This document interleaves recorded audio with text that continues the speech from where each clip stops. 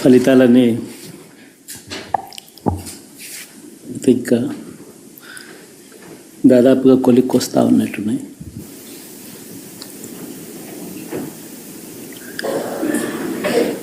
చూసిన ఫలితాలు జరిగిన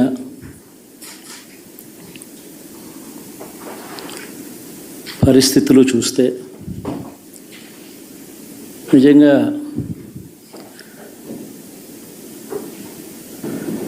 ఆశ్చర్యంగా కూడా ఉన్నాయి.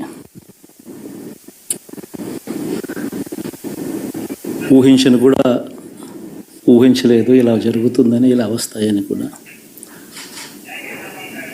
బట్ ఎస్,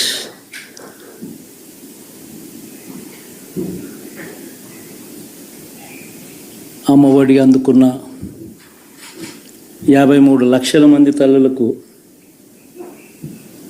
మంచి చేసిన, పిల్లలు బాగుండాలి, వాళ్ళ చదువులు బాగుండాలని తాపత్రయపడుతూ అడుగులు వేసాం. మరి అక్క చెల్లెమ్మల ఓట్లు ఏమయ్యాయో తెలీదు. 66 లక్షల మంది అవ్వాతాతలకు, వితంతులకు, వికలాంగులకు గతంలో ఎప్పుడు జరగని విధంగా మంచి చేసాం. వారి కష్టాల్లో తోడుగా ఉంటూ, వారి కష్టాన్ని అర్థం చేసుకుంటూ, వారి ఇంటికే పంపించే వ్యవస్థను సైతం తీసుకొస్తూ, గతంలో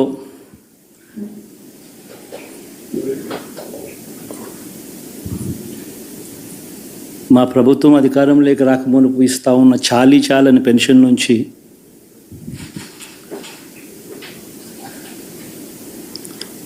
ఎంతో మంచి చేస్తూ అడుగులు వేసినా కూడా ఆ అవ్వాతాతలు చూపిన ఆప్యాయత ఏమైందో కూడా తెలియడం లేదు. దాదాపుగా 1,05,00,000 మందికి పొదుపు సంఘాల అక్క చెల్లెమ్మలకు మంచి జరిగిస్తూ, వారి కష్టాలనే మా కష్టాలుగా భావిస్తూ, ఇచ్చిన ఏ మాట తప్పకుండా అన్ని రకాలుగా వాళ్ళకు అండగా ఉంటూ, ఆసరాతో తోడుగా ఉన్నాం. 0 వడ్డీతో సైతం అండగా ఉన్నాం. చేయూత సైతం తోడుగా ఉంటూ నిలిచాం. మరి ఆ 1,05,00,000 మంది అక్క చెల్లెమ్మల ప్రేమాభిమానాలు ఏమయ్యాయో తెలియవు. 26 లక్షల మంది చేయూతను అందుకుంటున్న అక్క చెల్లెమ్మలు, వారి ఆప్యాయత ఏమైందో తెలీదు.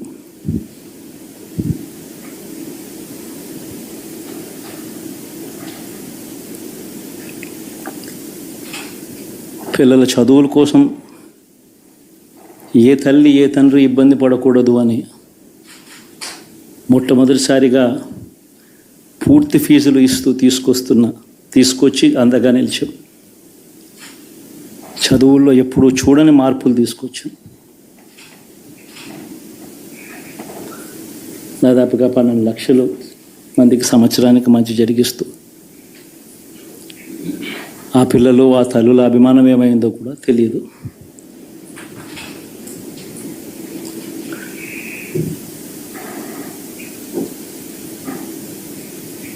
దాదాపుగా 54 లక్షల మంది రైతన్నలకు గతంలో ఎప్పుడూ చూడని విధంగా, జరగని విధంగా పెట్టుబడికి సహాయంగా అందించే కార్యక్రమం మొట్టమొదటిగా జరిగింది మన ప్రభుత్వం వచ్చాకే.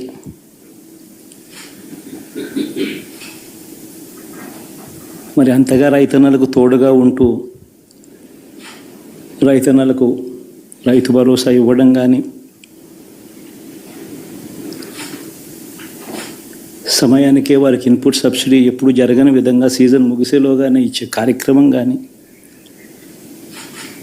ఉచిత ఇన్సూరెన్స్ కానీ, పగటిపూట 9 గంటలు ఇచ్చే కార్యక్రమం కానీ, ఉచిత విద్యుత్ ఇచ్చే కార్యక్రమం కానీ, మరి 1/2 కోటి మంది రైతన్నల ప్రేమ ఏమైందో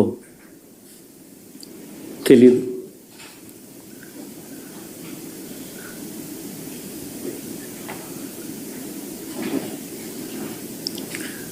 మరి ఇన్ని కోట్ల మందికి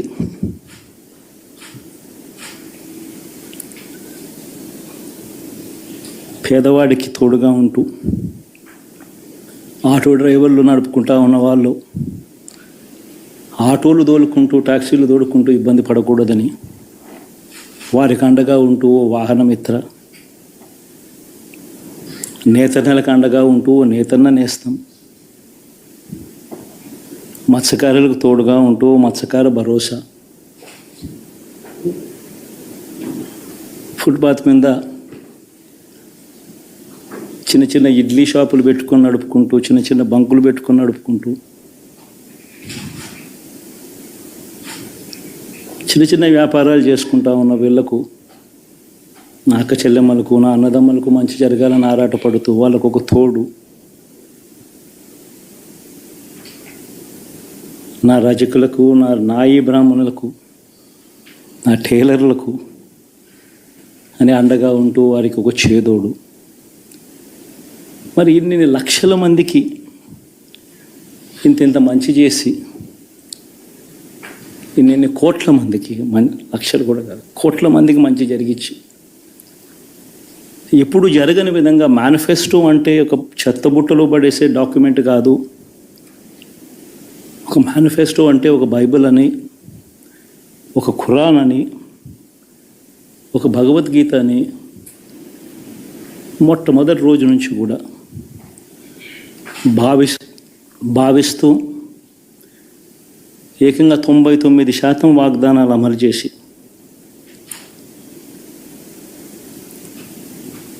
అంతే చిత్తశుద్ధితో ఆ మేనిఫెస్టోను కూడా అక్క చెల్లెమ్మల ఇంట్లోకి తీసుకొని వెళ్ళి చూపించి మీరే టిక్కు పెట్టండి అనే నిబద్ధత గల ప్రభుత్వంగా పనిచేసాం. ఇప్పుడు జరగని విధంగా పిల్లల చదువులు, పేదరికం పోవాలి అని అంటే పిల్లల చదువులకు క్వాలిటీ ఎడ్యుకేషన్ అవసరం అని మొట్టమొదటిసారిగా ఇంగ్లీష్ మీడియంను వ్యతిరేకిస్తున్న వాళ్ళందరూ పెత్తందారులతో యుద్ధం చేసి సైతం పిల్లలకి ఇంగ్లీష్ మీడియం తీసుకొని రావడమే కాకుండా టోఫుల్, ఐబీ లాంటి కళలు కూడా కలం. ఆ పేద పిల్లలకు అండగా నిలబడాలని, తోడుగా ఉండాలని, వారి చరిత్రలు మార్చాలని, ఎప్పుడు చూడని విధంగా గ్రామ స్థాయిలోనే సచివాలయ వ్యవస్థ, వాలంటీర్ల వ్యవస్థ తీసుకొచ్చి ప్రతి ఇంటికి సేవను అందించే కార్యక్రమం చేశాం. వివక్ష లేకుండా, కరప్షన్ లేకుండా దాదాపుగా 2,70,000 కోట్ల రూపాయల పైచిలకు ఇంటి వద్దకి అందించగలిగాం.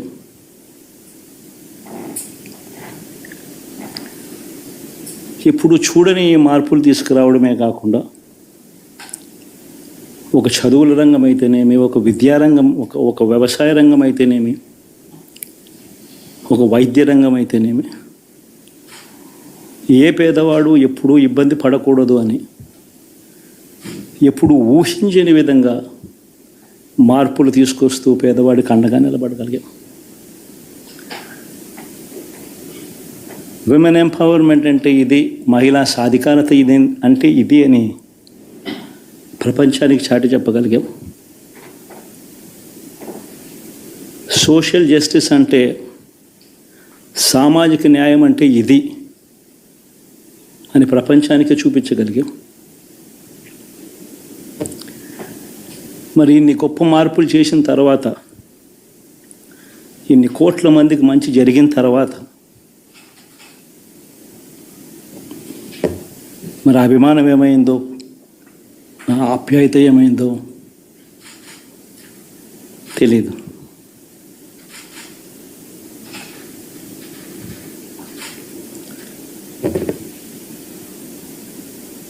ఎవరో మోసం చేశారు, ఎవరో అన్యాయం చేశారు అని చెప్పి అనొచ్చు, కానీ ఆధారాలు లేవు.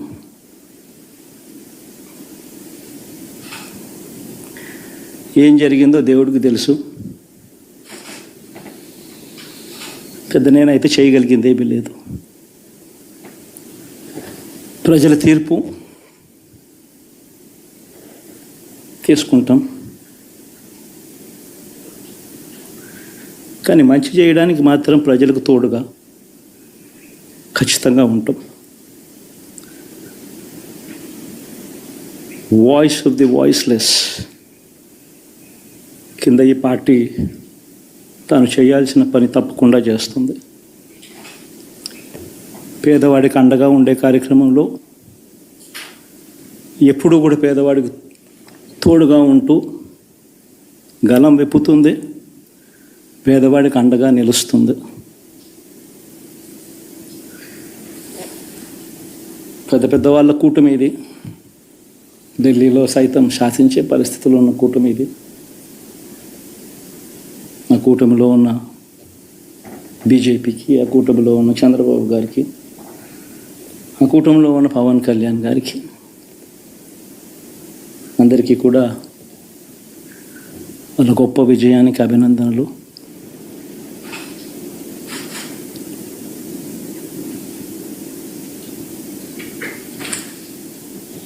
ఓడిపోయినా కూడా నా ప్రతి కష్టంలో కూడా తోడుగా అండగా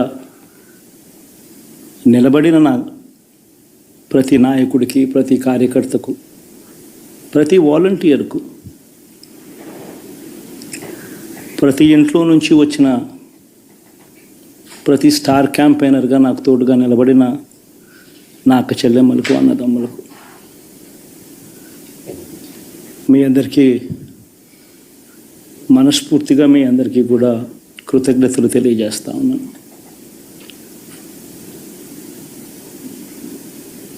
ఏం జరిగిందో తెలియదు, కానీ ఏమి చేసినా, ఎంత చేసినా ఇంకా 40% ఓటు బ్యాంకు మాత్రం తగ్గించలేకపోయారు. ఖచ్చితంగా మళ్ళీ ఇక్కడి నుంచి లేస్తాం.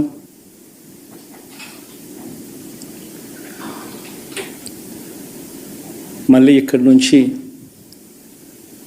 గుండె ధైర్యంతో నిలబడి మళ్ళీ లేస్తాం. ప్రతిపక్షంలో ఉండడం కొత్త కాదు, పోరాటాలు చేయడం అంతకన్నా కొత్త కాదు. నా రాజకీయ జీవితం అంతా కూడా ప్రతిపక్షంలోనే గడిపా, ఈ 5 సంవత్సరాలు తప్ప. పోరాటాలే చేశా. రాజకీయ జీవితంలో ఎవడు చూడని కష్టాలు కూడా అనుభవించా.